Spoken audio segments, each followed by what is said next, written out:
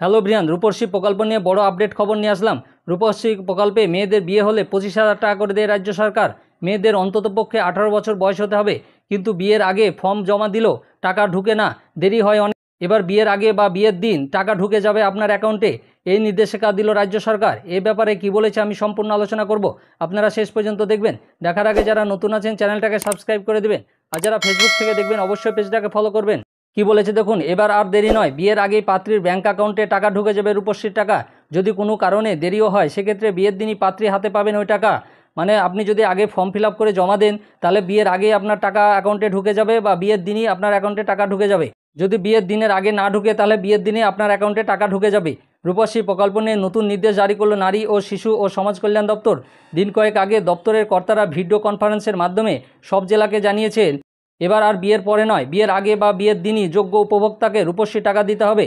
এতদিন অনেক ক্ষেত্রে এমনও ঘটনা ঘটেছে যেখানে আবেদনকারীর বিয়ে হয়ে গেলেও অনেক দিন পরে টাকা পেয়েছেন, কারণ সময়ের মধ্যে সেই আবেদনগুলি যাচাই করে উঠতে পারেনি সংশ্লিষ্ট আধিকারিকরা।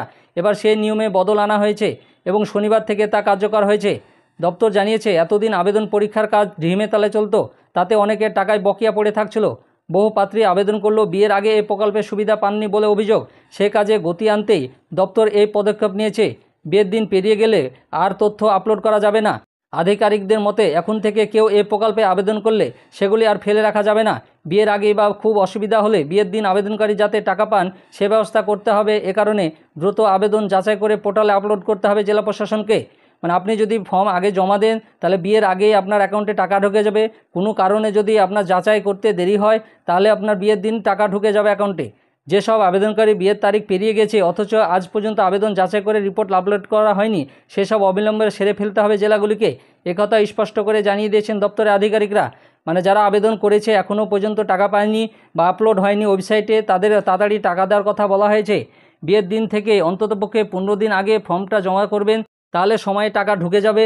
আপনাদের কোনো অসুবিধা হলে টোল ফ্রি নম্বরে ফোন করবেন। টোল ফ্রি নাম্বারটা হলো 033-233-73846। এই নম্বরে ফোন করে আপনাদের কোনো অসুবিধা হলে জানাতে পারেন।